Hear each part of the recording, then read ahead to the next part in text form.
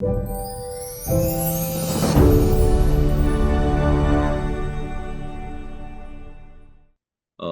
welcome to everybody.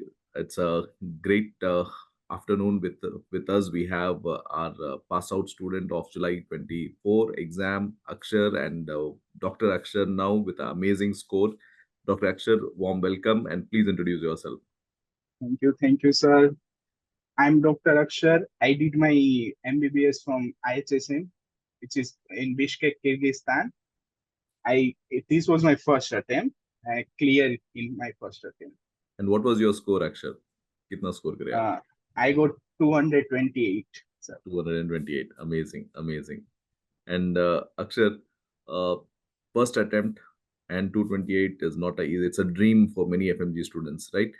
तो ये journey कहाँ स्टार्ट हुई फर्स्ट अटेम्प्ट में such a massive score when did it all started for you actually ये journey मैंने मेरे सेकेंड ईयर से स्टार्ट कर दी थी. I was preparing from second year onward. I did most of main subject at university 2 to 3 times. उसके बाद मैंने arise के जो क्लासेस लगते थे यूनिवर्सिटी में वो डेली अटेंड करता था. मैं जो जो सब्जेक्ट आते थे वो कंप्लीट किया. उसके बाद मैं इंडिया आया. फिर दिल्ली में मैंने ऑफलाइन लिया था. ऑफलाइन के बाद कुछ रीजन की वजह से मुझे ऑनलाइन लेना पड़ा. ऑनलाइन में मैंने कंटिन्यू किया था. देन अराइज नोट्स ही मैंने लास्ट यूज किया है फॉर ऑल सब्जेक्ट. नाइस. अक्षर, how important do you feel जो यूनिवर्सिटी में हम लास्ट ईयर में बच्चों के लिए क्लासेस करते हैं, how how much impact they had in your journey? जो आप सेकेंड ईयर से पढ़ रहे थे, आप अपनी स्ट्रैटेजी से second year, third year, fourth year थे, और फिर हम बीच में आते हैं आपको, right? How impactful it was and what do you suggest कि ये चीज फॉलो करना चाहिए या फिर you should go with your existing schedule? मैं कहूंगा फॉलो करना चाहिए. Actually I was not sure about attending those classes. In starting, I missed 2 to 3 subjects. Then one day I went there in Church Hall and I attended that first subject. It was pre-answer medicine. Then after I attend all the subject. पहले लगा था कि नहीं 7-8 दिन में कैसे होगा क्या होगा. बट अटेंड करने के बाद मेरे को रियलाइज हुआ कि बेस्ट है. जो हमें पढ़ना चाहिए वो सब सर बता रहे हैं.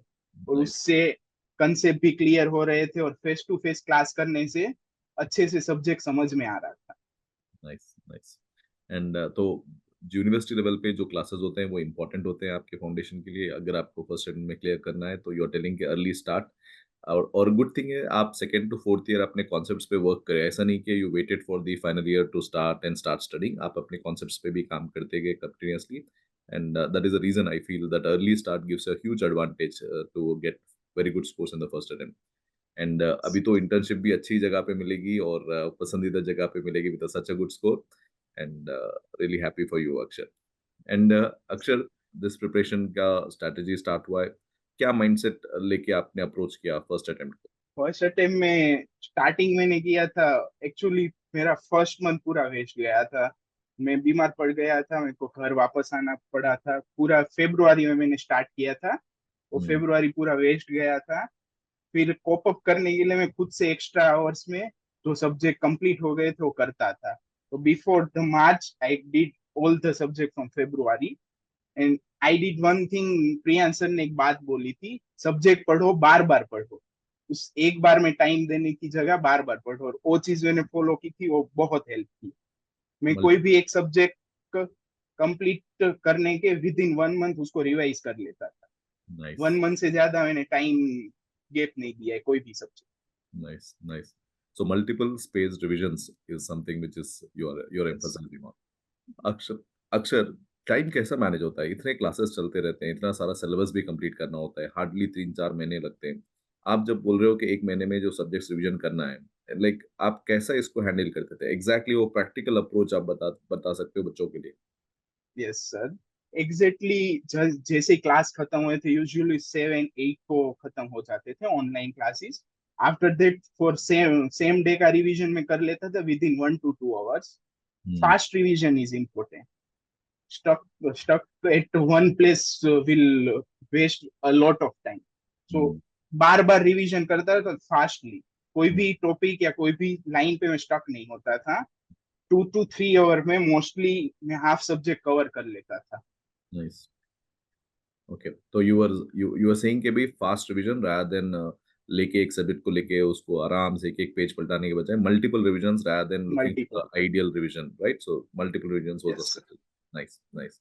अक्षर, आप कैसा अटेंड करना पसंद करते थे? आप would you prefer pre-recorded lectures और would you want to attend live online live sessions? Live lecture, sir. It क्यों? it was feeling like offline class. Live lecture is best. We can ask question. If any doubt, we can ask directly. I think वो schedule में भी रखता है बच्चों को complete करने Yes. में, सिलेबस कंप्लीट करने में and all. And any special mentions Akshar, कोई भी आपको right from anatomy to medicine, surgery और any classes that you have done, कोई स्पेशल मेंशंस जो आप अपनी तरफ से देना चाह रहे हो?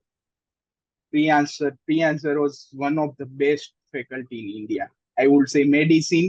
Pre-answer is dawn of medicine. Awesome. Awesome. He'll be so happy to hear this. And any other teachers other than Dr. Priyansh? Yes, sir. Actually, every teacher was good. Khalil sir, you for radiology best. OBGY Ismail sir, he clear all the concept from basic. Nice. Ophtha, Sudha ma'am was good. Rajiv sir was amazing. And अक्षर, आप theory ज्यादा concentrate करते थे या फिर MCQs भी साथ में सब्जेक्ट वाइज करते थे? एक्चुअली थियरी करने के बाद में टॉपिक वाइज एमसीक्यू उसी दिन कंप्लीट कर लेता। नाइस। एक्स्ट्रा टाइम देना पड़े बट टॉपिक वाइज एमसीक्यू में उसी दिन कंप्लीट कर लेता था। और एमसीक्यू पे मैंने फर्स्ट डे से फोकस किया। आई थिंक आपकी जो स्ट्रैटेजी थी कि भाई फास्ट रिवीजन करना है, that gives you time to solve your MCQs and उससे यस अच्छा सर। एप्लीकेशन भी बनता है, अच्छा कॉन्सेप्ट भी बनता है। Very good strategy Akshar. And Akshar, scores कैसे आते थे आपके स्टार्टिंग में? स्टार्टिंग से आपके 200 प्लस आते थे द जीटीज और it slowly improved? First GT मैंने दी थी आफ्टर 2 सब्जेक्ट कंप्लीट हुए थे, डर्मा एंड साइकिया, तब मेरे 151 आए थे। अच्छा। हम्म। उसके बाद स्कोर इम्प्रूव हो गया 163, फिर 180, then after 200 plus. Awesome, awesome, awesome. So the you should believe in the natural progression and trust in the process and trust in the system. कभी लगा डाउट के सही कर रहा हूँ मैं यहाँ पे, is it the right thing to do, और ऐसी क्या चीज थी जो आपको अराइज के साथ जोड़े रखी? Faculty, one of the best faculties there in Arise. Nice, nice. And and notes is more than enough for passing any exam. nice, nice. I see many students, even in their UPSC exam हुआ था recently, and people have tried written NEET PG exams and all the concepts. Okay, जो content, जो training sessions ये अभी आपको मिलते हैं ना, this is gives you a huge advantage throughout this crucial phase of your life to crack your post graduation also. तो ये इस पढ़ाई को, इस phase को seriously लेना और equally importantly hard work करना, determined तरीके से करना essential हो जाता है। And Akshar, it must be, you must be a look down with lot of you know will be inspired to see KB first and MA 228 from ISM, especially your juniors, especially a lot of the students who are going to come in this 10th semester and all.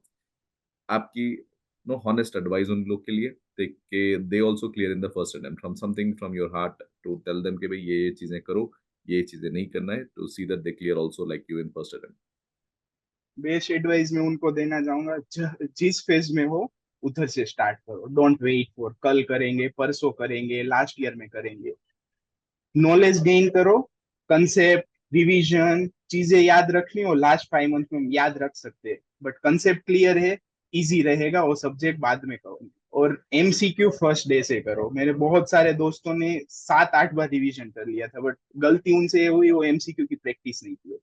ये बोलना चाहूंगा, revision कर रहे हो, MCQ पे focus करो कि solve कर पा रहे हो। एंड अक्षर, लास्ट मंथ का कैसा हैंडल किया? फर्स्ट टाइम लिख रहे थे आप इस बार, एंड न्यू एग्जाम का एक नया अनाउंसमेंट आ गया था, लॉट ऑफ स्ट्रेस था about the 2 year 3 year internship also. आप अपना फोकस कैसा मेंटेन करे थे? स्पेशली योर रिवीजन स्ट्रेटेजी में जानना चाहता था। रिवीजन स्ट्रेटेजी में मोस्टली मैंने अराइज का शेड्यूल फॉलो किया था। टीएनडी होती थी, टीएनडी में उसी सब्जेक्ट को मैं ट्राई करता था 80% सब्जेक्ट कंप्लीट हो जाए before TND, and then I give TND on time. Then after TND got completed, I did revise all subject once again. So in last month I revised 2 times. Nice. And how was the QRP and fast track revision sessions? Did it help you towards the end? Yes, sir. It was best. It helped a lot, sir. Hmm. Most of question we can see in exam was from TND also. Nice, nice, nice. I think the whole journey आप full trust से journey को complete करें. You are not very patchy in your approach. आपने जैसा start किया, जैसा subject detail में पढ़ाया जाता है तो उस time पे भी, और जैसा TND और fast track revision में भी उस time पे भी आपने अराइज के साथ जुड़े रहे, और trust the process, trust the system, trust your teachers. I think this is something it takes time for students to develop. जो जितना जल्दी वो उसको अडैप्ट कर लेता है, that is a faster way that comes out. But कई सारे बच्चे मैं देखता हूँ कि देर always complaining and always looking for कि भी ऑप्शन है, वहाँ क्या चल रहा है, वहाँ क्या, उनको सारा दुनिया चाहिए कि भाई इसमें कहाँ चल रहा है। But rather than that, focusing on what you have in your hand and completing it wholeheartedly, and you also can get some amazing scores like Akshar 228. And Akshar, कितना क्यू बैंक आप करे थे? I mean, how much of questions do you think you have solved? First, you are telling that you started doing GTs from second two subjects only. कब से देना सही है GTs? GTs I would say first day से अगर आप दे पा रहे हो, आपने सब्जेक्ट कंप्लीट किए, जीटी स्टार्टिंग से दो। Hmm. मैंने within first week of my preparation first GT दी थी।